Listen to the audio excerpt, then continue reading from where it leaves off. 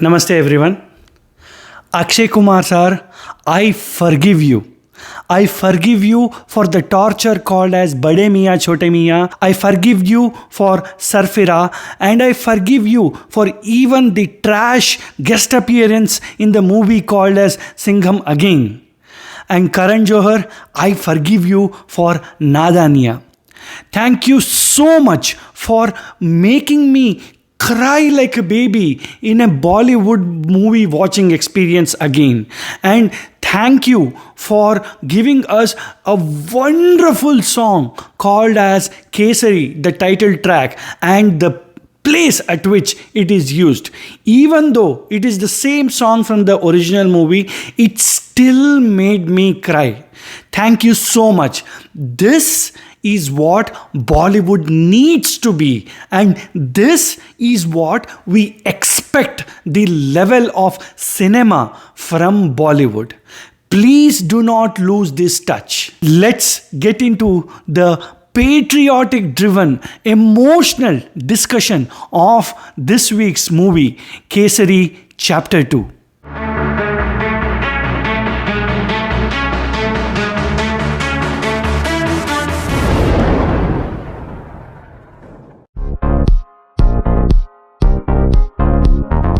I was blown away by the directorial creativity in this movie at various scenes. Take, for example, the overshot scene where a bunch of lawyers are walking towards the court, and among a sea of men, there is one lady lawyer, Ananya Pandey. And among all these men who are dressed in black coats, Ananya is the only one in white. She represents the truth among a sea of lie in court. Brilliant, really brilliant.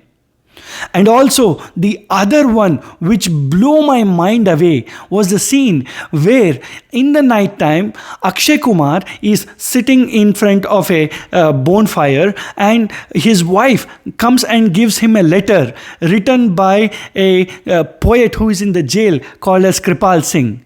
And the letter emotionally ends with a line saying that मेरे बेटे ने जो मशाल जला के रखी थी वो आपके आंखों में जीवित रहेगा. Immediately there is an image of the bonfire in the glasses of the eyes of Akshay Kumar. Brilliant. The visual imagery in this movie is definitely one of the strong points, and these are just two examples which I have given. There are many more which you have to discover on your own. The title song. I forgot that I was sitting in an empty theater watching all alone in a land called as Canada, which is far away from India. But still, when the song played, I couldn't stop myself. I started crying like a baby. Patriotism is the only emotion which moves me so much that I cannot stop myself from crying. And the song is so aptly placed in a sequence where Akshay Kumar is motivated by Ananya Pandey to go and visit Jallianwala Bagh, and he just couldn't stop himself from changing his perspective, and the song hits you like a bullet in the heart. As with every movie which is based on true events, the post-credit scenes rightfully shows the original images of the people involved in this event. Nothing new over there, right? But after all these images, there comes a text which made me even more angry and patriotic. The so-called Great Britain till date has not yet acknowledged this as a genocide and has not yet apologized for this genocide. And it leaves you with a gut wrench when you leave the theaters. It is really one of the most carry forward experience which I had as a viewer coming out of a theater. Listen, I really don't have any grudge against Nepo kids and nepotism in movies. And to be honest, Ananya Pandey has done well in this movie, especially considering where she started from. मैं actually मेरे टांग को मेरे nose तक touch कर सकती हूँ. How cute. It's my talent. Sure. Very nice. Oh, not bad. And I don't know why there is a 10-minute long subplot of a British lady just to accommodate cross-examination of that lady by Ananya Pandey, just show that she has some screen presence, some screen time to showcase her acting skills. Why? She was anyway doing well, and why insert this? Why so much effort? Please do not do this Nepo services. Let them be, let them service the script so that they get appreciated for their acting. Please, Karan Johar. I had a not again moment when I saw an item song. Come on, guys. This is a movie based on Jallianwala Bagh massacre. Really? What were you thinking to place an item song in that situation? And why the hell is Masaba Gupta being an item song dancer? Really? Her profession is actually fashion designing. Who the hell had this great idea? Please, guys, come out of this really old tricks of the trade to attract people. People are not going to come to theaters to watch this item song. They come to theaters to watch Akshay Kumar. They come to theaters to watch Madhavan, not this item song. Story 1 out of 1. No question about it. This is a story which has to be seen on the big screen, and every patriot Indian should watch this movie without exceptions. Screenplay, unfortunately, I would say 0.5 out of 1. Actually, the movie has a really well structured screenplay to give you the correct dosage of highs at the right intervals.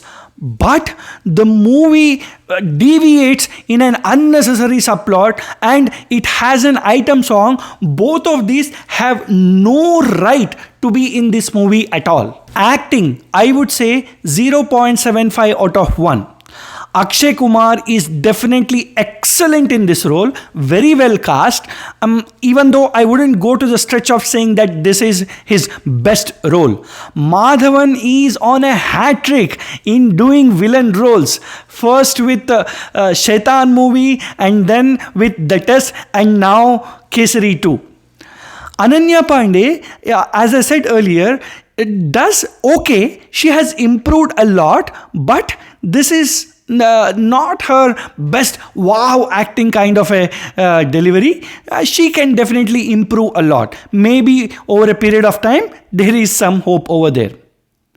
And then Krish Rao, the young kid who played the role of Pargat Singh, is excellent in the limited time he comes across. Other departments, I would say 0.75 out of 1.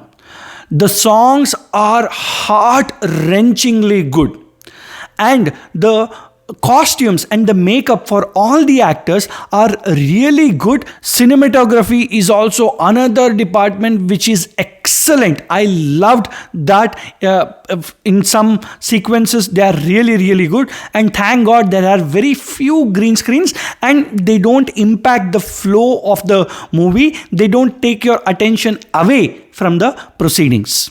Overall package, I would say 1 out of 1. The trailer was exceptionally cut so that it grabs your attention from the moment when you watch it.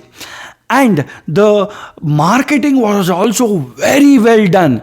I loved the way how Karan Johar very cleverly inserts his reaction on stage to a clip which was, I believe, 5+ years old, of the great granddaughter of General Dyer. General Dyer was a very honourable man and greatly liked by the Indian, who spoke 3 or 4 Indian languages, which very few people did. Your great uncle, Balwant, Yes.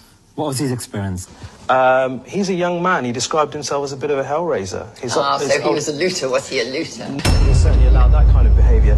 I would object quite strongly to the view that they were rioters. And he uses that and reacts it on stage to create a viral movement, and that gives a lot of energy for the movie to travel. My final rating is a resounding 4 out of 5.